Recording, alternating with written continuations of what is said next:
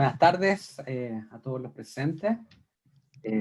Hoy día, ¿cierto?, tenemos una nueva sesión de nuestra serie de seminarios de Ingeniería Industrial UCN. Tenemos sobre ya 20 participantes, así que estamos listos para poder comenzar. Con nosotros hoy día está la doctora Elizabeth Montenero. Ella es investigadora en la Facultad de Ingeniería de la sede Viña del Mar de la Universidad Andrés Bello. Muchas gracias, Elizabeth, por estar hoy día con nosotros y por favor, ¿cierto? Compártenos tu investigación que tan ansiosamente estamos esperando. Gracias, gracias. Buenas tardes ya son entonces. Sí, Así es. voy a partir entonces compartiéndoles lo que he preparado. ¿Sí? Sí, pueden ver mis diapos, ¿no? Pero Se ve bien. Ya, déjame ver si... Si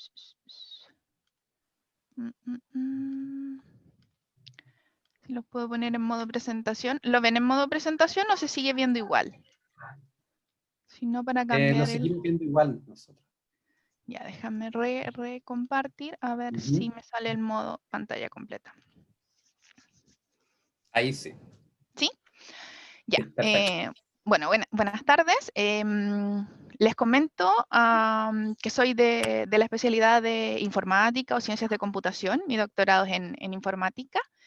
Entonces, desde ahí, como para que se vayan haciendo una ideita del tipo de cosas que puedo hacer, ¿sí? De todas maneras, para la presentación yo elegí un tema que siento que está bien relacionado con el área de ingeniería industrial, ¿sí? El tipo de problemas que trabajan, básicamente para relacionar bien lo que hago con, o tratar de buscar conexiones con lo que hacen ustedes, ¿sí? Dentro de lo que yo sé. Bueno, mi presentación se titula, tiene un título gigantesco, no quise dejar nada ahí sueltito. Habla de un estudio de diseño de operadores bajo un acercamiento adaptivo. Eso todo es informática, voy a irlo definiendo en la medida que les vaya explicando cada parte. Y bueno, el acercamiento trata de resolver un problema que es de ruteo de vehículos, que considera puntos de transbordo, una particularidad, y la otra es que considera ventanas de tiempo, ¿ya? Otra cosita importante, pero eso es solo respecto al problema. Entonces, las dos cosas son grandes, el nombre del acercamiento y el nombre del problema. La presentación la hice basada en una publicación que tenemos en un congreso del año 2019, ¿sí? La publicación se llama Un estudio de diseño de operadores considerando un acercamiento adaptivo para resolver el problema, así que básicamente es exactamente lo mismo, le puse un poquito más de detalle al problema. Y está basada la publicación en un trabajo de título que realizó el muchacho que sale ahí, su nombre, José Manuel. Trabajamos juntos en su trabajo de título, hizo un excelente trabajo de título, obtuvo muy bonitos resultados y esos son los que publicamos y lo que les vengo a contar yo más o menos de qué es lo que fue lo que hicimos, ¿ya? El chico es de la Universidad Santa María, por eso le puse el loguito ahí también, y yo trabajo en la Universidad Andrés Bello, como bien les contaron, ¿ya? Yo organicé mi presentación considerando los puntos fundamentales, ¿ya? Una cuestión es el problema. ¿Cuál es el problema que resolvemos? ¿Sí? Lo otro es el modelo. A mí básicamente el modelo me permite hablarles en detalle de cuál es el problema particular que estamos resolviendo, ¿sí? Y después vienen las técnicas de resolución. Y ya ahí voy a ir de lleno respecto a cómo lo resolvemos nosotros, ¿ya? Cómo resolvemos este tipo de problemas. Entonces, ahí está la organización de la presentación, básicamente siguiendo la misma línea del esquema inicial que les mostré, el problema en particular, cuál es el algoritmo que usamos, que se llama GRASP, entre comillas, por si lo menciono antes de formalmente introducirlo. Nada, pues, ¿cómo probamos? ¿Qué experimento hicimos? ¿Cuáles eran los objetivos? ¿En qué probamos? ¿Qué resultados obtuvimos? ¿Qué conclusiones podemos extraer? Y eventualmente trabajo futuro que podría surgir a partir de esta aplicación, ¿ya? Lo primero entonces, el problema en particular, la primera partecita de mi esquema, y en términos generales, para introducirme yo también y como introductorio al problema en particular que voy a tratar, yo definiría el área de aplicación de mis algoritmos como optimización combinatoria, con ese apellido, ¿sí? Probablemente hayan estudiado optimización, problemas de optimización lineal, ¿cierto? A mí me gusta definir el área particular como optimización combinatoria o un tipo de optimización donde las variables son enteras y binarias en general, ¿sí? Y ese es el mayor propósito. Cómo se manejan, cómo se resuelven ese tipo de problemas. Y ahí especialmente me interesan aquellos que pertenecen a una categoría en particular, que son problemas NP difíciles o NP hard en inglés. Y son estos problemas particulares que cuando crecen, a medida que crecen es infactible, es imposible encontrar solución en tiempos acotados, ¿ya? Los tiempos de resolución son altísimos para estos problemas, ¿ya? A pesar de que son bastante fáciles de formular o explicar, ¿sí? Yo ahí les puse algunas imágenes de problemas típicos de optimización combinatoria. Tengo lo que sería un TSP, ¿sí? En la parte superior izquierda. Un TSP es por los estados de Estados Unidos, ¿sí? El TCP es un problema que consiste en encontrar el ciclo hamiltoniano de costo mínimo, ¿sí? Un ciclo visita todos los nodos, ¿cierto? Parte en un nodo y llega al mismo nodo al final del proceso. Hamiltoniano porque visita exactamente una vez cada uno de los nodos del grafo, por así decirlo, del problema. Y de costo mínimo, esa es la parte que se optimiza, ¿cierto? Necesito que sea la mejor opción posible de un conjunto de opciones, ¿ya? El problema que vemos ahí no necesariamente es de tamaño pequeño, ya es un problema grande, ¿sí? Si hablamos de 50 estados alrededor, entonces ya sería un problema complejo de resolver, ¿ya? Les puse también arriba a la derecha un BRP, que básicamente es el mismo problema, pero ya distribuido en un conjunto de vehículos distintos que tienen una cierta capacidad, cada uno construye su propio caminito, tienen las propiedades parecidas, cada uno debería ser un ciclo que comience y termine en un mismo punto. Les puse también, para variar los ejemplos, un ejemplito de lo que sería un problema de planificación de espacios en 3 dimensiones, ¿sí? Tengo una cantidad grande de productos, cada uno con sus características particulares que tienen que ser embalados, en este caso particular, en lo que parecería un container, ¿sí? Y necesito embalarlos siguiendo algunas restricciones, ¿sí? De capacidad, obvio, ¿sí? Tienen que caber, pero podrían ser de otra naturaleza, que tenga que ver con los tipos de productos que se transportan, cuestiones que son incompatibles de llevarlas juntas, cuáles van a ser sacados primero para entregarlos antes, dependiendo el viaje que haga el barco que lleva este container, etcétera, etcétera, ¿ya? Y el último que les puse es el más sencillito, pero que me sirve como nexo para lo que les voy a contar de ahí, que sería el problema de la mochila. En el problema de la mochila, mi decisión es con respecto a un conjunto de ciertos objetos que tienen usualmente un peso, ¿sí? Como característica, y además un valor, cuáles de esos objetos se van a llevar, se van a ingresar en la mochila, se van a considerar en la mochila, maximizando la ganancia de la mochila y sabiendo que la mochila tiene una capacidad de un peso máximo. Entonces es un problema de decisión. ¿Cuáles van? Maximizando la ganancia asociada a los objetos que van y respetando la restricción de capacidad, ¿ya? Me gusta la mochila porque la mochila es el problema de optimización combinatoria más sencillo, ¿sí? Que existe en la literatura, pero no por eso es más fácil de resolver ni menos utilizado, ¿ya? Entonces aquí volví a poner la mochilita, ¿sí? Pero lo que les quiero contar básicamente son características de cómo más o menos son los acercamientos, cómo nosotros vemos el problema con el tipo de herramientas heurísticas que le puse ahí al tipo de acercamiento, ¿ya? Bueno, yo transformo el problema desde este mitad de acá, donde tengo 4 objetos, ¿sí? Cada uno, si se fijan, tiene su peso asociado y tengo la capacidad de la mochila. Yo podría decir que lo transformo como en un espacio, ¿sí? Donde cada nodito representa una posible solución, así con hartas comillas, porque eventualmente puede que no respete el tema de la capacidad. Entonces, a esas particulares yo voy a decir que son soluciones infactibles, ¿no? Entonces, como ustedes pueden ver, yo voy a mirar el problema como un espacio, ¿sí? Donde están todas las posibles combinaciones, todas las alternativas de solución, todas las soluciones factibles e infactibles. Entonces, yo aquí podría concentrarme en algún punto en particular, ¿sí? Por ejemplo, alguna de estas soluciones tiene creo que tengo el lápiz activado, ¿sí? ¿Alguna de estas soluciones? No, no me quiso escribir. Vamos a ver si me quiere escribir, ¿sí? Sí, esa que está ahí. ¿Ya? Lo único que hice fue una marquita en uno de los puntos. ¿Sí? Es una secuencia binaria, una lista binaria. ¿Pero qué representa? Eso es lo interesante, representa la opción de esos 4 objetos, ponerlos todos en la mochila. ¿Sí? Básicamente, yo resumiría lo que serían la definición de las variables asociadas al problema. ¿Sí? Para cada uno de los objetos, yo diría el objeto sí se lleva, es decir, un 1, el segundo objeto sí se lleva, el segundo 1, el tercer objeto también se lleva otro 1 y el cuarto objeto también se lleva otro 1. ¿Ya? Y lo que tengo aquí son todas las opciones posibles. Por ejemplo, esta que está aquí abajo solita dice que no se lleva el primero, que no se lleva el segundo, que no se lleva el tercero, pero sí se lleva el cuarto, porque tiene un 1 en la cuarta ubicación. ¿Sí? Entonces, básicamente, de nuevo, a partir del problema original, lo que yo quiero es representar el problema como un conjunto, ¿sí?, de todas las opciones posibles, ¿sí? Lo que yo voy a llamar espacio de búsqueda, donde yo busco la mejor solución que quiero encontrar para el problema. Y a esos elementitos yo les hice ciertas uniones, ¿sí? Ahí podría verlo como un grafo, ¿cierto? Están los nodos, que son las soluciones, y están los arcos. Y los arcos, en el caso particular de cómo yo voy a ver el problema que quiero resolver, representan transiciones entre las soluciones, ¿ya?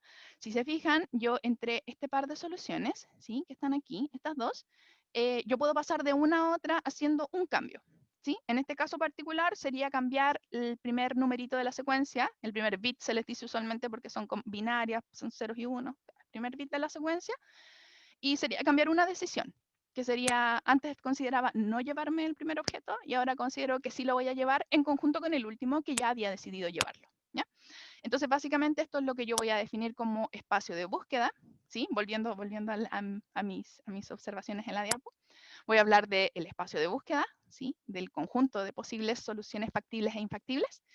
Y, bueno, introduciendo el proceso de explosión combinatoria, si usted piensa en armar este espacio para problemas de la mochila que consideran más objetos, se van a dar cuenta que el espacio es gigantesco, ¿ya? Y eso es lo que nosotros vamos a denominar como explosión combinatoria, ¿ya? Los espacios son tan grandes después que por lo mismo es súper difícil encontrar soluciones en tiempos acotados, y entonces esto lo podríamos relacionar con el tema de la característica que tienen estos problemas de ser NP difíciles o NP hard, ¿ya? Me interesa cómo se visualizan los espacios de soluciones, porque después voy a justificar en base a eso cómo resuelvo yo este tipo de problemas. ¿Estamos?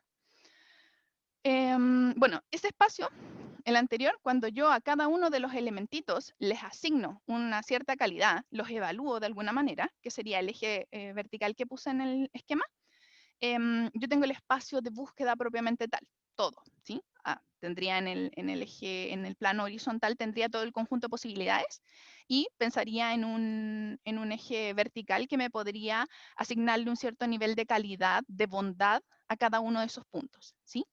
Siempre pensando que hay algunos de esos puntos que eventualmente no respetan todas las restricciones. Lo podría manejar, podría castigar el porcentaje, ese nivel de poco respeto de las restricciones, ¿sí? Es decir, algunas de ellas, por ejemplo, la opción que se lleva a todos los objetos, eventualmente puede mostrar muy buena bondad, pero esa bondad debería verse castigada por qué tan infactible es la solución, ¿sí? Qué tanto peso extra significa. La idea es que cuando yo defino este eje calidad, yo voy a definir cómo evaluar esas soluciones para que después, cuando yo me meta en este espacio, ¿sí?, tenga una forma clara de comparar soluciones, de comparar puntitos, ¿sí? Ahora, mi problema no es el de la mochila. El problema que yo resuelvo aquí particularmente se llama problema de ruteo de vehículos con muelles de intercambio. En inglés, sí, es Vehicle Routing Problem with Crossdocs. Por eso la sigla BRPCD. Les gusta mucho a la gente del área las siglas, así que probablemente si pillan la sigla por ahí, bueno, eso significa. Nace, dentro de lo que yo conozco, sí, la primera formulación, viene a partir de un problemita de una de transmisión, me parece, una empresa de logística de Dinamarca. Ese mapita que ustedes ven ahí es Dinamarca, ¿sí? Se ve muy, muy extraño, solamente tiene las sombras, ¿ya? Pero lo que ustedes ven son puntitos dibujados, ¿sí? Bueno, algunas son X y los otros son puntitos y hay un cuadrado, ¿ya? Pero ahí está especificado en la imagen. Los puntitos serían puntos de pick-up, ¿sí? O donde se recoge producto. Recuerden que estamos en un problema de ruteo, ¿sí? Que transporta productos en general. Y esta cuestión tiene los dos. Recoge producto desde ciertos nodos, desde ciertos puntos geográficos, y entrega, ¿sí?, productos en otros nodos, en otros puntos geográficos. Entonces los puntitos, ¿sí?, todos los que están acá en la isla de la parte de la derecha, ¿sí?, serían pick-up, ¿sí?, serían entregadores, proveedores que les voy a llamar yo, y todos los que están a la izquierda, ¿ya?, en la islita más grande, serían clientes, así les voy a decir yo, Entonces se recoge material, producto, no importa cuál, desde aquellos que están en la izquierda en este caso, y se entregan a aquellos que están en la derecha, pasando por muelles de intercambio. Y ese muelle de intercambio, particularmente en el problema inicial que se planteó, es este puntito, este cuadradito rojo que está en la isla de la derecha. ¿Sí? Eso así nace, así era en términos generales, ¿sí? El puntito rojo eventualmente es una aduana, ¿sí? Que puede eventualmente asegurarse de hacer una revisión de los productos que se transportan, exige que todos los productos que se van a transportar desde la isla de la derecha pasen por esa revisión antes de pasar a la isla de la izquierda, ¿ya? Y eso podría ser la definición del problema sin mayor complejidad, ¿ya? Entonces, puse en la parte del modelo la especificación concreta del problema. No les voy a poner un modelo matemático. Sí corresponde que vaya un modelo matemático para describirlo apropiadamente, pero es más sencillo así. Si hay alguna duda, yo la aclaro ahora, ¿ya? En términos sencillos, yo quiero encontrar rutas que visiten a todos los proveedores, ¿ya? Se debe visitar a cada uno de ellos, eso es obligatorio, y tiene que respetar la capacidad de los camiones y las ventanas de tiempo, ¿ya? Es decir, cada uno de estos proveedores tiene una ventana de tiempo en la cual está activo y la visita a él debe hacerse en el tiempo correspondiente, ¿ya? Cuando tengo ventanas de tiempo significa que tengo que ir calculando los tiempos que se demoran, considerar las velocidades de los vehículos, cuánto tiempo se demoran en tomar, en cargar los productos en el camión, ¿sí? Cuánto tiempo se demora el camión en llegar desde ese proveedor al otro proveedor, etcétera, etcétera. ¿Sí? Las ventanas de tiempo son una cuestión que hay que manejarlas como bien a detalle. Entonces, el primer punto, la ruta de los proveedores. El segundo punto, la ruta de los clientes, ¿ya? Lo mismo con los clientes, hay que respetar la capacidad de los camiones y se tienen que hacer en las respectivas ventanas de tiempo. En este problema en particular, es interesante notar que por cada proveedor hay un cliente. Así fue diseñado, ¿sí? Entonces, lo que provee el proveedor 1 tiene que ir al cliente 1, ¿ya?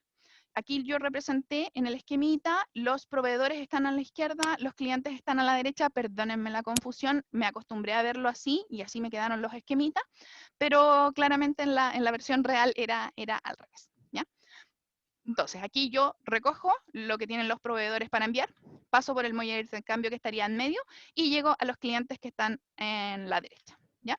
Cada proveedor tiene asociado un cliente, ¿sí? Los numeritos de los nodos se corresponden entre ellos, el número del proveedor con el número del cliente, pero los clientes tienen un signo negativo solamente para hacer la diferencia respectiva, ¿ya? Para que quede clarito esa diferencia.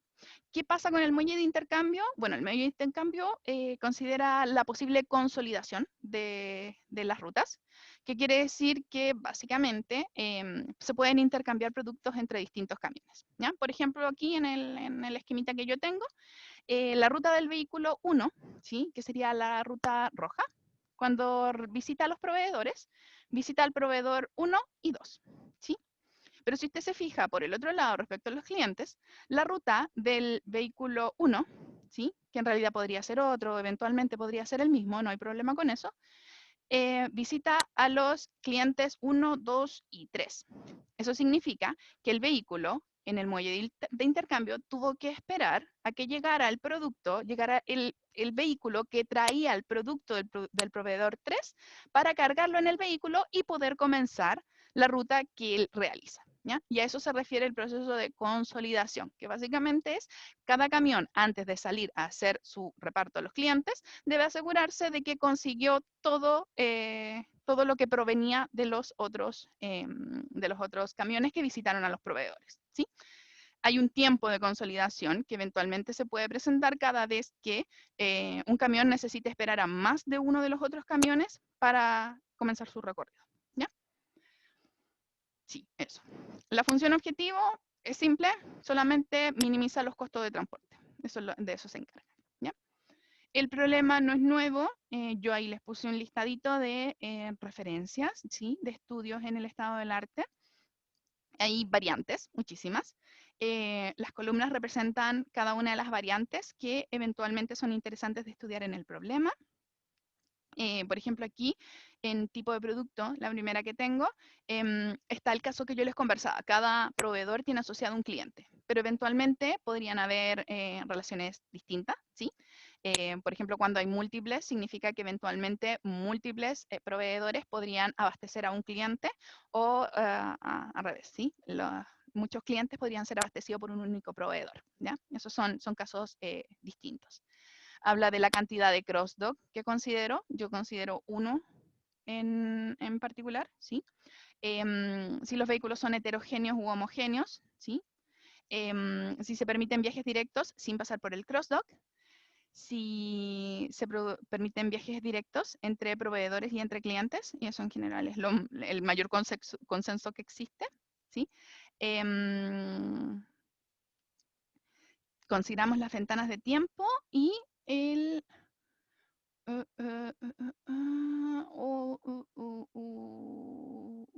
no me puedo acordar. Lo acabo de revisar, dije lo voy a anotar y lo olvidé. Lo olvidé. Ya, después lo voy a revisar. Y lo otro es que eventualmente se puede considerar inventario. Inventario en el crossdock, ¿ya? Seguro que va a saltar por ahí. Voy a poner la corrección, si no, como un comentario al final del video va a salir la corrección. Bueno, la parte interesante es que el problema es nuevo, entre comillas, ¿sí? Las referencias van desde el 2009, la más antigua, ¿sí? Y ya había mucho trabajo actual.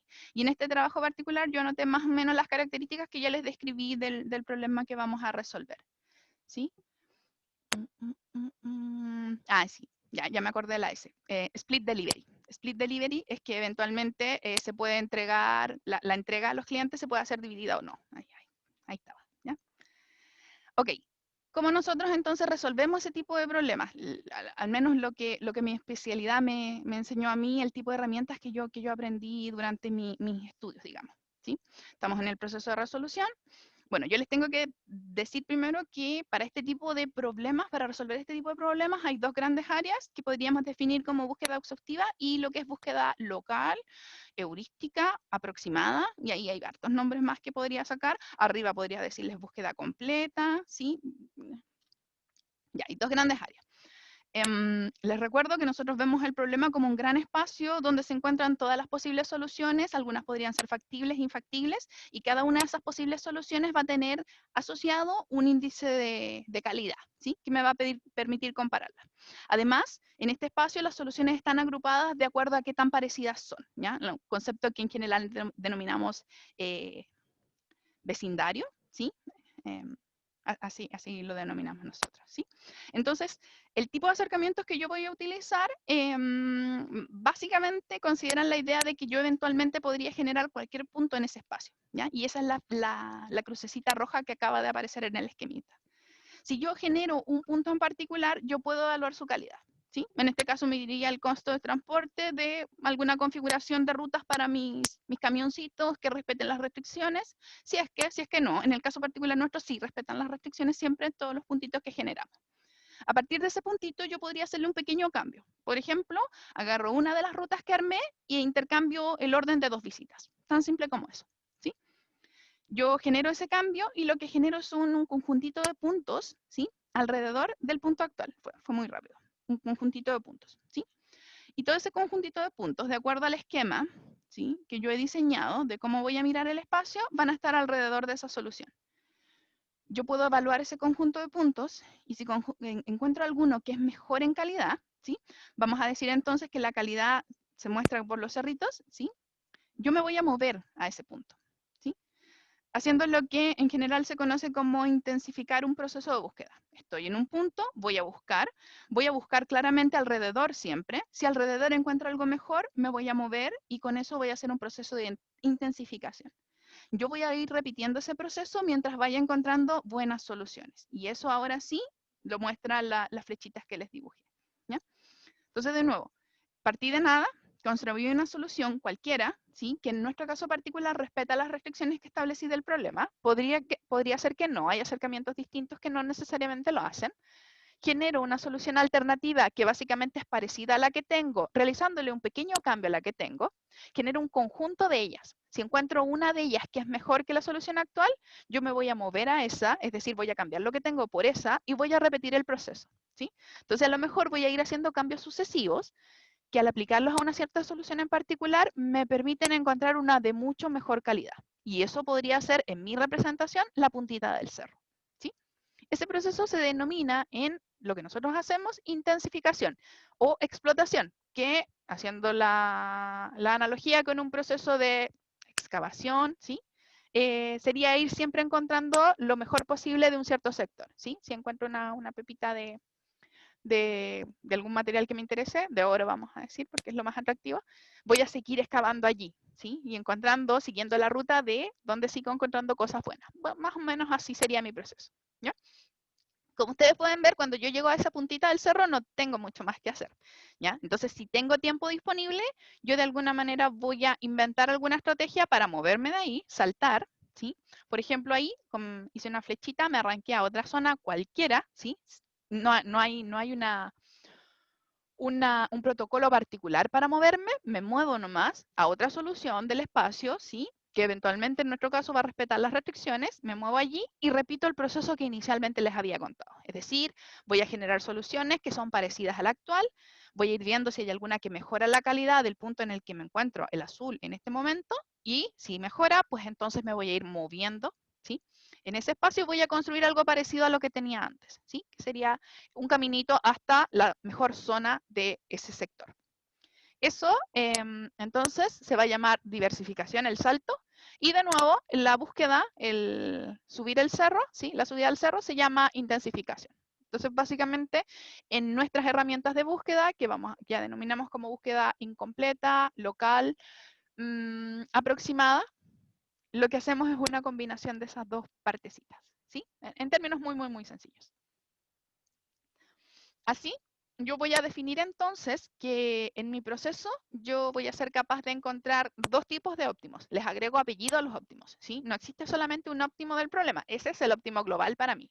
Existen otros puntos que voy a denominar óptimos locales y que van a ser las puntitas de los cerros más pequeños. ¿Por qué me interesan esos puntos? Porque la mayoría de mis algoritmos, al trabajar de esa manera parecida, que es hacer este escalamiento a las zonas de mejor calidad, considerando los vecindarios, las zonas cercanas, se van a quedar eventualmente atrapados en esos puntitos, ¿ya? Y ese es un tema particular que en este tipo de técnicas se estudia muchísimo, ¿ya? Entonces tengo hartos óptimos locales y un óptimo global. Entonces, poniendo en contexto del tipo de técnicas que les he estado contando, yo podría denominarlas como heurísticas generalizables y de ahí vendría este nombre que creo que es el más popular, que es metaheurísticas, ¿sí? Y una heurística es una buena forma de resolver un problema, ¿sí? Lo que yo les conté ha demostrado ser una muy buena forma de resolver estos problemas donde los espacios son muy grandes, donde puedo definir un criterio de calidad para cada uno de los puntos y donde puedo definir esta noción de cercanía entre los puntos. Si ven, los requisitos son poquitos, ¿sí? Entonces, nada, eso sería una heurística. Es una heurística que me sirve para muchos problemas, por eso el meta-heurísticas, ¿sí? Y yo las puedo definir también como estrategia de búsqueda local, alternativa, aproximada, como les contaba ya antes. Y haciendo la separación respecto a las otras técnicas que les conté, ¿cierto? Las técnicas heurísticas son capaces de encontrar óptimos locales. Eso quiere decir que no aseguran ser capaces siempre de encontrar el óptimo global del problema, pero por otro lado tienen la ventaja de que son poco costosas en términos de tiempo computacional, básicamente, ¿ya? Entonces, básicamente, la división entre estas dos herramientas viene dado porque la parte de arriba, que son las de búsqueda exhaustiva, tienen una limitante que es el tiempo para resolver problemas muy grandes. Entonces, las técnicas de búsqueda local aparecen como una alternativa cuando las primeras ya no son ocupables, ¿ya? Siempre que se pueda ocupar una búsqueda exhaustiva, se ocupa una búsqueda exhaustiva, ¿ya? Porque la mejor respuesta que uno puede darle a quien quiere resolver un problema es el óptimo global, ¿ya? Con apellido y todo. Entonces, esa es la división, es la justificación de por qué uso técnicas de búsqueda local, ¿sí? Porque básicamente no puedo usar las otras. Y bueno, tengo que mencionar que una última desventaja de mis técnicas de búsqueda local es que son de naturaleza estocástica. Como yo les dije, elegí cualquier punto del espacio, la primera crucecita roja que apareció es cualquiera, y de hecho el salto que hice después fue a cualquier otro punto, ¿sí? Ese cualquiera, yo puedo decirlo como, elijo aleatoriamente un punto, y ese aleatorio define una naturaleza estocástica, ¿sí? Que es aleatoria, tiene una componente aleatoria, eso es estocástico. No es determinista, el proceso no siempre funciona de la misma manera, sigue las mismas reglas, pero no es exactamente el mismo, ¿ya? Y con eso voy a lidiar después cuando, por ejemplo, muestre cuáles son mis resultados, porque básicamente no puedo ejecutar mi algoritmo una sola vez, sino que tengo que irlo ejecutando varias veces. Tengo que tratarlo como una variable estocástica, por lo tanto el análisis de sus resultados tiene que ser un análisis estadístico. ¿Ya? Son bien conocidas las metaheurísticas, ¿sí? Lo único que quiero ahí es mostrar que hay bastante hecho, que son súper conocidas. Tengo más diapos para justificar esto, ¿sí? Aquí hay una clasificación. Todos estos nombrecitos que ustedes ven acá son técnicas metaheurísticas, ¿ya? Salen aquí puras siglas, como les dije, nos encantan las siglas, ¿sí? Sale, no sé si les suena, tenemos aquí Simulated Annealing, tenemos Tabu Search, estos son más populares, algoritmos genéticos o Genetic Algorithms, ¿sí? Tenemos las hormiguitas, algoritmos basados en colonias de hormigas, Particle Swarm Optimization, optimización por enjambres de partículas, ¿sí? Cada vez se va poniendo un poquito más raro. El que nosotros usamos particularmente en este caso es un GRASP, ¿ya? De los más sencillos, de los que tienen menos pompa, ¿sí? Pero un buen acercamiento al fin y al cabo. Son hartas, ¿sí? La verdad es que cada vez van apareciendo más cosas. Sí, ya de alguna manera los investigadores del área han dicho que sería bueno detener este proceso y concentrarse en aquellas que hasta el momento han demostrado mejor desempeño y que en general no es necesario seguir creando más herramientas, ¿sí? Desde mi punto de vista, lo más interesante es ir resolviendo más problemas distintos. Bueno, y están clasificadas. Finalmente, todas las cajitas tienen ciertas clasificaciones. Aquí estaba inspirado en la naturaleza, ¿sí? Por eso aparecen las hormigas y los algoritmos genéticos y las partículas y esas cosas. Ay, perdón. Basados en poblaciones, ¿sí? Porque usan conjunto de soluciones. Perdón. Tengo también... nada, aquí sale el nombrecito que yo primeramente les mencioné, que es búsqueda local, basadas en búsqueda local. Y nada, acá está con función objetivo dinámica. Están ahí implícitos, explícitos, directos y hartas clasificaciones que ustedes pueden ver que les gusta hacer a los investigadores cada vez que empiezan a analizar las características de los distintos algoritmos. Lo más popular en general es inspirado en la naturaleza. De nuevo, por eso aparecieron las hormigas, por eso aparecieron las partículas, etcétera, etcétera. ¿Ya? Yo hice mi propia clasificación, que es más o menos como a mí me gusta ver los enfoques. De nuevo tengo la parte de la resolución a la izquierda, el esquema sencillito que les mostré al principio, pero le agregué una gran parte acá a la derecha abajo, ¿sí? Donde fui clasificando aún más los métodos de la forma en que prefiero mostrarlos, ¿sí? Hay básicamente dos ramas que serían algoritmos constructivos y algoritmos reparadores, y lo que yo les expliqué son algoritmos reparadores, ¿ya? Como sea, aquí está GRASP, que es el método que vamos a ocupar nosotros, y un GRASP es una combinación entre algoritmos constructivos y algoritmos reparadores. Y les voy a explicar en detalle la parte de la construcción, por eso únicamente les hice la introducción de esta partecita, ¿ya? Entonces aquí está mi GRASP. GRASP significa Greedy, Randomized, Adaptive, Search, ¿sí? Search Problems. Sí, hoy estoy mala para las siglas, debía haber anotado ese tipo de cositas para que no se me olvidaran, ¿ya? Pero es un algoritmo adaptivo basado en procedimientos greedy o voraces, ¿sí? Con una componente aleatoria, ¿sí? Diría que yo que las primeras, sí, 3 letritas probablemente son las que bastan para definir el acercamiento.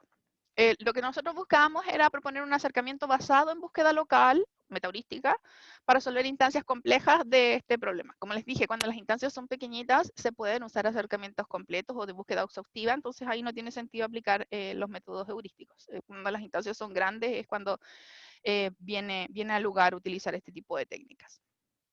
La idea era evaluar el uso de un esquema adaptivo, ¿sí? De uso de operadores.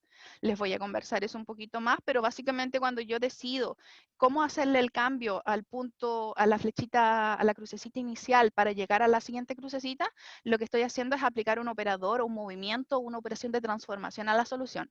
Y en general, como ustedes se podrán imaginar, hay distintas opciones. Entonces, yo puedo usar varias opciones en un mismo acercamiento porque me permiten mejorar la búsqueda. Y en este caso particular, lo que planteaba el paper era evaluar la importancia de cómo se diseñan esos operadores para el uso, ¿sí? Para la efectividad del acercamiento. Vamos entonces con lo que yo necesito definir. Aquí yo necesito decir cómo voy a representar las soluciones, ¿ya? Lo que tengo a la derecha es una solución, ¿sí? ¿Cómo se vería? Fíjense que tiene consolidación en este caso porque la ruta del vehículo 1 visita a los proveedores 1 y 2 y visita a los clientes 1, 2 y 3. Significa que espero un tiempo que llegar el 3, etcétera, etcétera, ¿ya? Yo eso finalmente tengo que codificarlo de alguna manera. Nosotros, como somos del área de informática, implementamos estas cositas, definimos las estructuras de datos y trabajamos con eso y básicamente podemos implementar casi cualquier idea que se nos ocurra para ir resolviendo el proceso de esta manera así heurística, ¿sí? No estricta, es como bien libre la forma heurística de resolución. Entonces lo que yo tengo aquí es que cada una de las rutas, ¿sí? Pasa por el crossdock, ¿sí? Por el muelle de transbordo, y a la izquierda tiene los clientes, los proveedores que visita, y a la derecha tienen los clientes que visita, ¿sí? Números positivos proveedores, números negativos clientes. Así se representan. Para hacerle los cambios, se agarrará alguno de esos elementos y se intercambiará del modo adecuado según el operador que yo vaya definiendo. La función de calidad que utilizo o función de evaluación, que usualmente se denomina en estos casos, es la minimización de los costos. ¿Cómo se ve un algoritmo GRASP? Aquí yo tengo más o menos una estructura, ¿sí? Que es interesante, que son ciclos repetitivos, ¿sí? Tengo un while ahí, una condición que se va repitiendo, un ciclo que se va repitiendo a partir de una condición, ¿sí? La condición es tiempo máximo. Yo fijé el tiempo máximo de ejecución para mis pruebas y en base a eso dijimos ya, ok, este es el tiempo que tiene, haga lo mejor posible. En cada una de esas partes lo que yo hago es una etapa de construcción, donde genero una solución, una X, ¿sí? Y después una parte de postprocesamiento, donde después que yo elegí esa X, a partir de mi proceso constructivo, yo le aplico cambios. Y no se me ocurrió un solo cambio, sino que tengo 4 posibles cambios que aplicarle. Entonces la idea es ir definiendo cuál de esos cambios es el más conveniente en cada punto del proceso para que la búsqueda en general, en su totalidad, sea la mejor posible. Y eso es en términos muy, muy sencillos lo que hago. Se presenta el pseudocódigo para que más o menos se puedan imaginar cómo se implementa, cómo se repite, ¿sí? Cuáles son las partes repetitivas y todo eso. Es interesante ahí indicar que yo lo implementé con probabilidades, ¿sí? Bueno, José Manuel y yo, que fuimos los que participamos en esto, implementamos con probabilidades de uso. Entonces, nada, sí, con una cierta probabilidad se ejecuta un operador, el otro o el otro. Y aquí los operadores son súper sencillos. Yo intercambio proveedores entre distintas rutas, intercambio clientes entre distintas rutas, saco un nodo y lo muevo a otra ruta o intercambio nodos dentro de una misma ruta, ¿ya? Y ahí voy a ir revisando distintas cosas que tienen que ver con los tiempos, que tienen que ver con las capacidades, etcétera, etcétera, porque el acercamiento trabaja siempre con soluciones factibles. De hecho, ahí lo que dice en la fase de construcción es que mi algoritmo pseudo-voraz construye soluciones que son factibles, que respetan todas las restricciones que ya les mencioné que tenía el problema. Lo que se hace inicialmente es construir una lista de pares de visitas, es decir, un proveedor y un cliente con sus respectivos IDs, ¿sí? Si se visita el proveedor 1, se visita el cliente 1. Ese es el tipo de pares que se confeccionan. Y esos pares se van agregando a la ruta que se está construyendo actualmente, de manera que se satisfagan todas las restricciones y se minimicen los costos de transporte. ¿Sí? Ahí dice, comenzando de una solución que estaba vacía inicialmente, yo voy a seleccionar la siguiente visita, el siguiente par de visitas, que sea menos costosa, y esa se agrega a la solución actual, a la rutita actual. Entonces, mientras vaya teniendo capacidad, construyo una ruta, después construyo otra ruta, etcétera, etcétera, ¿ya? Hasta que puedo terminar. La parte buena de las soluciones que se construyen en esta fase es que no tienen costos de consolidación, porque si usted se fija aquí, por ejemplo, el vehículo 1 visita el nodo al proveedor 1 y al 2, pasa al crossdock y de ahí directamente sale sin esperar por nada ni por nadie a visitar al cliente 1 y 2, ¿ya? No hay esperas ni intercambios en el muelle. Como les decía, tengo mis 4 movimientos, ahí está el detalle de lo que hace, mis movimientos generan solo soluciones factibles. Cuando yo defino que hacen intensificación o diversificación, en términos sencillos, lo que yo voy a hacer aquí es que, por ejemplo, los movimientos enfocados en intensificación van a aceptar cambios en soluciones solo si se producen mejoras, solo si puede subir en el cerrito. En cambio, los de diversificación van a permitir que se le haga un cambio a una solución, pero no necesariamente ese cambio genere una mejora en la calidad, una ruta menos costosa. No lo van a exigir. Entonces, esos son los esquemas que yo evalúo. Recuerden que les dije que yo les iba a asignar probabilidades a mis movimientos y hay 2 esquemas que se evalúan. Van a trabajar con probabilidades fijas, es decir, yo fijo, por ejemplo, 25% a cada uno de ellos, o voy a permitir un esquema que permita cambiar esas probabilidades durante el proceso. Y eso es algo que se hace bastante en esta área, ¿sí? Diríamos que es un esquema adaptivo en el uso de los operadores. Entonces tengo 2 esquemas fijos y variables. Para el esquema adaptivo o variable, lo que se hace es un esquema bien sencillo, ¿sí? Entre comillitas. Les voy a dar una pincelada solo para que no se queden con la impresión de que es algo de magia oscura o por el estilo. Hay un acercamiento que es del año 2014, ahí está la referencia, que es dentro de los mejores que nosotros encontramos, por eso lo elegimos. Y esta cuestión lo que va haciendo es que evalúa el desempeño histórico de cada operador, ¿sí? Que también le ha ido a esto de intercambiar clientes entre rutas durante el proceso. Eso es lo que va aprendiendo.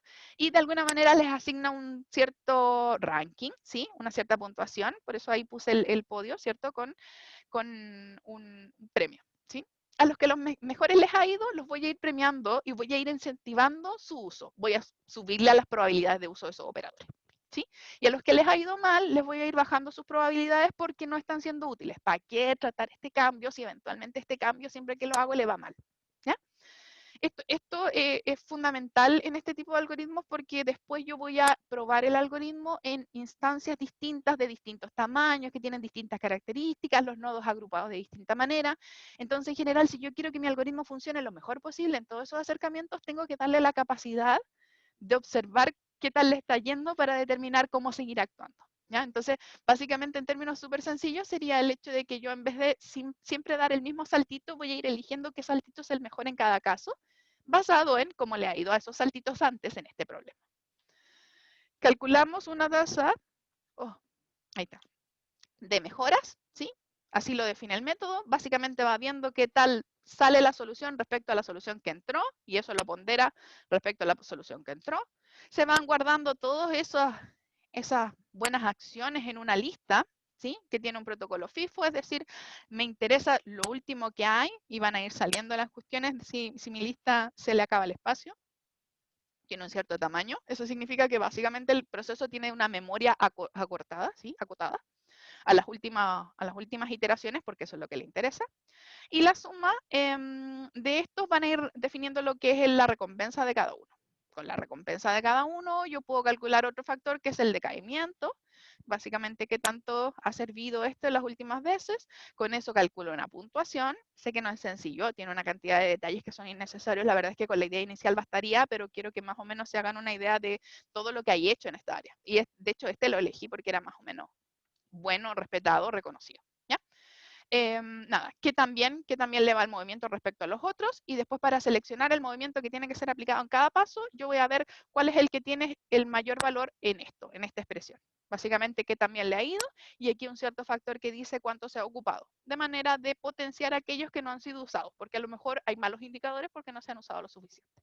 ¿Ya? Todo eso es lo que implementamos, ¿sí? Y nada, pues queríamos ver a qué le va mejor en este tipo de acercamientos, ¿sí? Comparamos con lo que había en el estado del arte. Hay hartas instancias disponibles, la mayoría generadas a partir de la instancia inicial que tenía 200 pares de nodos. A partir de esas se generan instancias más chiquitas de 20, 30, 50, 100 para ir generando hartos casos. Están 2 conjuntos, los de Wen, ¿sí? Y su grupo, y los de Morais y su grupo. ¿Ya? Y esto es más o menos lo que yo puedo ir haciendo, puedo ir construyendo. Aquí, por ejemplo, yo les muestro cada una de las instancias. Habían de 20 pares, de 30 pares, sí, de cada una de ellas también hay varias versiones. Están de la A hasta la E, ¿sí? Yo les dije que iba a probar distintos esquemas de cómo implementar los operadores. Puse de diversificación y de intensificación. Y puse una versión que ocupa las tasas fijas, no, F de fijas y B de variables. ¿sí? Que las puede ir cambiando con este esquema adaptivo que era así, que tenía muchas cosas, muchas puntuaciones que les acabo de explicar. Lo que muestro ahí son los promedios de una cierta cantidad de ejecuciones, porque como les dije, mis algoritmos son estocásticos, dependen básicamente del seteo, una semilla inicial que va determinando cómo se van generando los números aleatorios dentro del proceso. ¿Sí? Estos me parece que tienen un tiempo como de 300 segundos de ejecución máximo, ¿sí? Y ese sería el criterio con el que se van comparando todos en distintos aspectos. Minimizamos costos de transporte, ¿sí? Y lo que sale en negrita son los que fueron ganando en cada una de las instancias. De nuevo, promedios. Está muy sencillo acá, no puse test estadísticos ni cosas por el estilo. En general, los promedios no son buenos para comparar, hablando desde el punto de vista de estadística, los resultados o los indicadores, pero son sencillos de calcular y dan una primera noción de más o menos qué es lo que funcionó mejor, ¿ya? Y aquí yo puedo ver que la columnita que está más hacia la izquierda, que sería el esquema que permite diversificación, basado en un esquema variable de asignación de probabilidades, es lo que fue dando mejores resultados en la mayoría de los casos. Y es porque ahí está casi todo con negrita simplemente, ¿ya? Nada. Tengo distintas instancias, ¿sí? Pueden irse viendo los detalles. Básicamente esto muestra lo mismo. Les conté más o menos lo que tengo. Me puedo ir directamente a lo que serían las conclusiones, ¿sí? Si ustedes se fijan y miran la columna que tiene más negrito, es básicamente cuál es el esquema que mejor funcionó en esos casos. Por eso la parte buena de que sean simplemente los promedios y mostrarlos así en tablitas con acentuación de algunos resultados, porque a primera vista uno puede ver qué es lo que funciona mejor. Y puedo ir viendo qué operadores se usan. Aquí con cada color tengo en cada parte del proceso cuál fue el más utilizado, y lo único que quiero mostrarles es que hay algunos que se utilizan más en ciertos instantes, que se mueven las probabilidades y que van cambiando. Nada más. ¿Ya? Si comparo con el estado del arte, la parte más maravillosa es que los resultados son buenos comparado con un esquema mucho más complejo, a pesar de que el nuestro sí era complicado, ¿sí? Lo que hay en el estado del arte en general era más complejo. Encontró nuevos óptimos para instancias pequeñas, pero son nuevos óptimos. Y en general el desempeño en las instancias grandes no fue peor que un gap porcentual del 5%. Sí, significa que se equivoca en el peor de los casos un 5% con respecto al óptimo que se había encontrado antes. Y ahí están distintos acercamientos de la literatura. ¿Ya? Nada, las conclusiones allí son las mismas. ¿Sí? Para cerrar, porque ya veo que casi no tengo tiempo. Eso es lo que presentamos, se llama un GRASP, es un acercamiento heurístico, ¿sí? Basado en búsqueda alternativa para resolver versiones, instancias del problema que son muy grandes, donde no se pueden aplicar acercamientos completos. Y lo que analizamos en detalle ya más desde el punto de vista algorítmico es cómo usar como una técnica para decidir, para permitirle al algoritmo decidir qué cambios ir haciendo en cada paso puede contribuir a la búsqueda del algoritmo. La verdad es que contribuyó de manera significativa en las instancias pequeñas y en las medianas, pero para las instancias más grandes aparentemente fue un gasto de tiempo, porque les recuerdo que el límite era el tiempo. Entonces ir haciendo procesamiento adicional también le quitaba tiempo al otro proceso, que es el de búsqueda propiamente tal. ¿Sí? Así entonces, como trabajo futuro, no sé si vamos a seguir trabajando en esto o si eventualmente yo lo retome con otro alumno, porque ya mi alumnito José Manuel se tituló hace tiempo ya.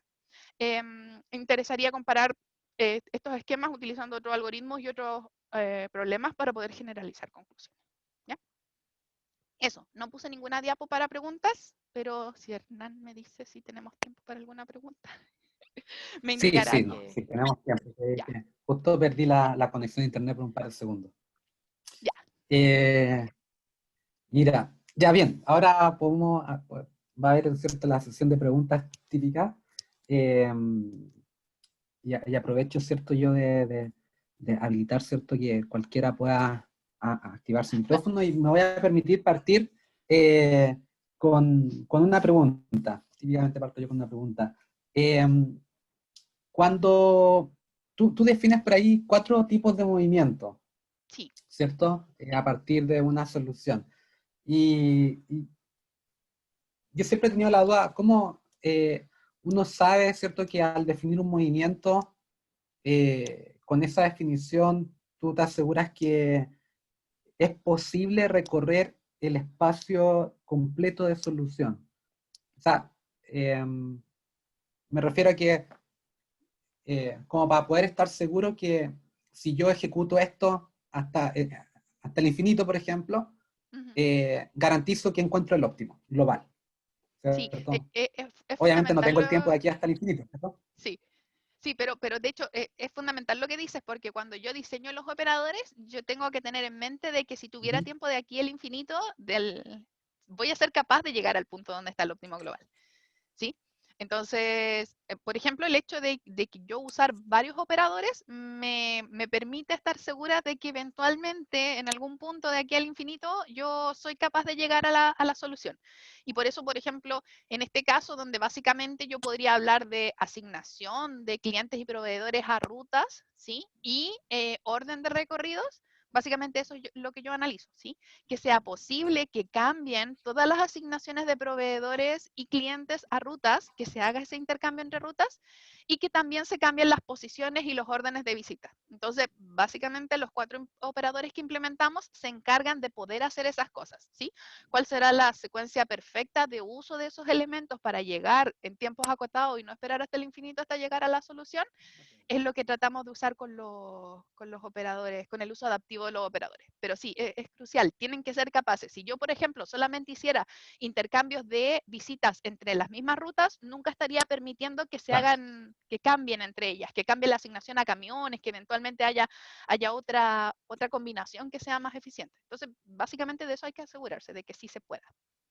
Ya, pero, por ejemplo, ¿hay una prueba matemática o alguna demostración por inducción, algo por el estilo que haya que hacer, o es simplemente uno se asegura que uno tiene estos varios operadores y con eso uno, por redundancia, uno dice, ya, con esto es suficiente? Sí, no hay pruebas Ya. matemáticas, es bastante intuitivo, hay mucho de intuición acá finalmente, ¿sí? Como te decía, incluso la formulación de los métodos, de partir con un punto cualquiera y pensar que eventualmente siempre se puede visitar una Ujú. solución parecida y ese proceso llevar, sí, hay mucho de intuición. Súper, ok, vale, gracias. Ya. Bien, en la audiencia este es el momento, cualquiera puede abrir su micrófono ahora, así que si es que tienen alguna pregunta. Sí, yo tengo una pregunta. Carlos, por acá.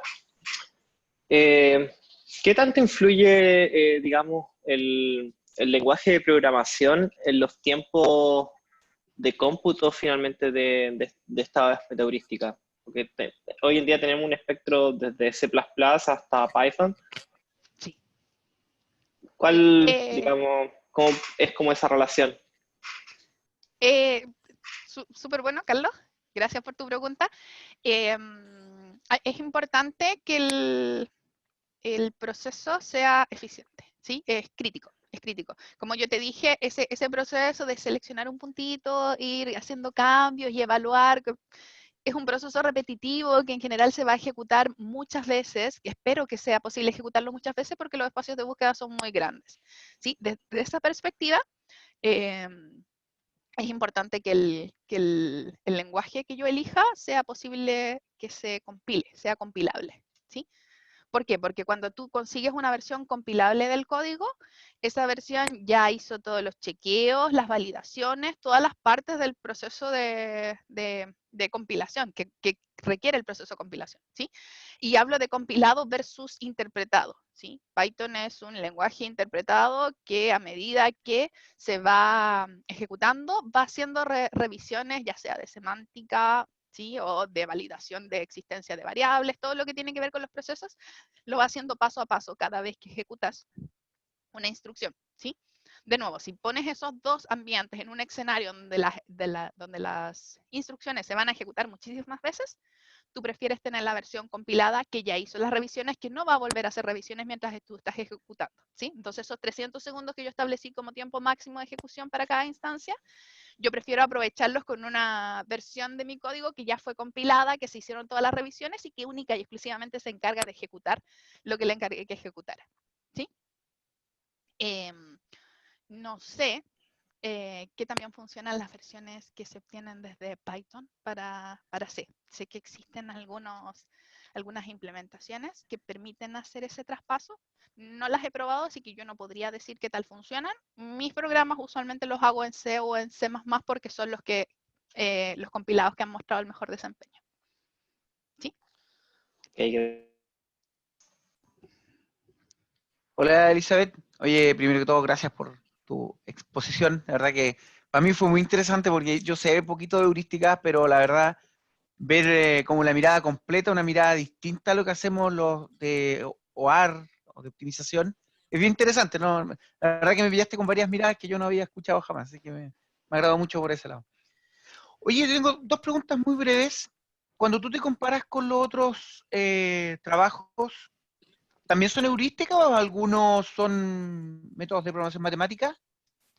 Me parece que las instancias grandes siempre fueron solo heurísticas. Ya, mi pregunta tiene que ver con los Sí. tiempos también. O sea, probablemente las heurísticas corren mucho más rápido y en ese sentido, ¿hiciste alguna comparación de tus heurísticas con las otras en cuanto a tiempo? Tenían el tiempo fijo, así que si Ah, me ¿verdad? va peor a mí, Disculpa. si me Ya. va peor a mí es porque no alcancé a hacer lo que hacían las otras heurísticas en tiempo fijo. Ya, ¿sí? No, ya, perfecto. ciertamente no es la mejor heurística. ¿sí? Ya, ok. José Manuel rabió harto para que fuera la mejor heurística, pero no lo consiguió, Ya. así que se fue por el lado de diseño adaptivo y ahí buscó su nicho. Ya. Oye, la otra pregunta, no me quedó claro. O sea, cuando tú trabajas con probabilidades fijas, ya, ¿Sí? probabilidad variable, adaptiva versus un caso de probabilidades fijas, ¿las probabilidades cómo las determináis o son 0,25 para todo? No, uso lo que se llaman sintonizadores de parámetros para Ah, ok. metaheurística. Ya, ok. Y ahí las pongo así a hacer un tipo de proceso de aprendizaje de cuáles son los mejores valores para esas variables. La probabilidad fija hay un aprendizaje ex antes, digamos, y después lo corres con Previo. probabilidad fija. Ya. Sí. Y aún así en algunos casos mejoró. En algunos Sí, casos sí. probabilidad fija, mira, interesante. Es que No, como habría te digo, como es crítico el tiempo, el José Manuel igual pierde tiempo haciendo todo este proceso de ver qué tal les va, puntuación, cálculo de ranking, decaimiento y todo ese tipo de decisiones, finalmente es tiempo adicional. Entonces, si voy a estar haciendo eso adicionalmente a todo lo que es la búsqueda, eventualmente me conviene más hacer la búsqueda así nomás y punto. Claro. Me conviene equivocarme un poco, pero no desaprovechar el tiempo tal vez. Perfecto. Sí, no, todo bien. Gracias. Ya. Todavía tenemos unos minutitos para más preguntas. Si es que alguien tiene alguna pregunta por ahí, puede abrir el micrófono y formular su pregunta.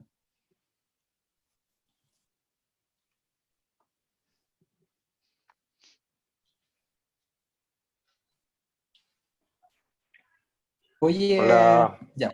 Ay, a ver. Dale, Elías, bienvenido. Sí, ¿qué tal? Muy interesante ahí la exposición. De hecho, yo también trabajo cosas con metaheurísticas. Súper. Quería saber un poco cuál era el salto de mejora del GRASP a el postprocesamiento. O sea, a lo mejor mejoró un 80% en el postprocesamiento o solo un 20%, ¿no? Normalmente GRASP es bastante bueno para llegar a una solución más o menos miope también, ¿no? Pero eso también un poco depende del valor alfa que le pongas, ¿no? Para la lista restringida de candidatos, si la amplías mucho, si la haces muy acotada, ¿no? Sí, no, me pillaste. No me acuerdo exactamente. No me acuerdo. Es súper valioso lo que indicas. Tendría que revisar en detalle. Ahora, la construcción que hago con el GRASP tiene la desventaja de que no considera la posibilidad de hacer consolidación. ¿ya? Entonces ahí hay un punto clave que las otras soluciones que se hacen después en la parte, que se generan en la parte de postprocesamiento sí pueden generar. Entonces, ciertamente el GRASP tiene una limitante adicional, no solamente por su naturaleza, ni por lo que determine el criterio de miope, ni el largo de la lista, sino que no se permite, por cómo se está pensando agregar cada elemento, el hecho de hacer consolidación, que es este proceso de esperar eventualmente en el crossdog y armar rutas distintas, ¿sí? Entre lo que es la visita a proveedores y la visita a clientes. Entonces, en ese sentido, ya les fijé una desventaja, eso tiene que ser claro. Ahora, ¿de cuánto es el cambio? No podría indicártelo, no me lo sé. Ok, Lo siento. no, bueno, es que es mucha variedad de cosas que se pueden analizar ahí. No siempre analiza uno todo, ¿no? No lo ve uno todo. Muy bien. No, pues nada más, está muy interesante el trabajo. Muchas gracias. Gracias, gracias. Bien, ya estamos un minuto pasado de las 1. A menos que haya otra pregunta por ahí en el tintero, a ver si es que alguien rápidamente aparece. No puse Parece mi que ya no hay correo, nada. parece, pero si alguien está interesado, sí, no sé Ujú. si, sí está en el afiche, sí, en el afichito del seminario, sí lo puse, sí. Es elizabeth.montero@unap.cl, si alguien está interesado, si le gustó, cualquier cosa, sí, si se quedó con alguna duda de tímido, me escribe sin problema. ¿Sí? Ya, perfecto. Oye, ¿sabes qué? Mira, lo voy a aprovechar de colocar ahí en el chat para que lo puedan ver para que lo puedan ver todo. Ya. ¿Ya? Ahí está el correo de Elizabeth. Muy bien. Oye, Elizabeth, te agradezco el tiempo para acompañarme y compartir tu investigación. Muy interesante, ahondaste en detalles que uno, como decía el Pablo, ¿cierto? Desde OAR muchas veces omite o los usa sin saber mucho qué está pasando por detrás. Así que muchas gracias, ¿cierto?, por compartir esta investigación. Y muchas gracias, ¿cierto?, a la audiencia por unirse hoy día a esta nueva versión del seminario. Típicamente, ¿cierto?, nos juntamos los días viernes a las 12. El enlace para unirse al seminario siempre es industrial.ucn.cl/seminario. Y pueden revisar también los seminarios anteriores en nuestro canal de YouTube. Hay que meterse a YouTube, buscar Industrial UCN y ahí va a aparecer al tiro nuestro canal y está la lista de seminarios anteriores y podrán ver, ¿cierto?, este seminario en los próximos días que debería estar publicado, ¿cierto?, en nuestro canal. Así que muchas gracias, los dejo invitados para la próxima semana. Elizabeth, muchas gracias nuevamente. Y Gracias, con esto, gracias. ¿cierto?, con esto damos cerrada la sesión. Así que muchas gracias a todos y nos vemos próximamente. Chaito. Chao, chao. Gracias, adiós.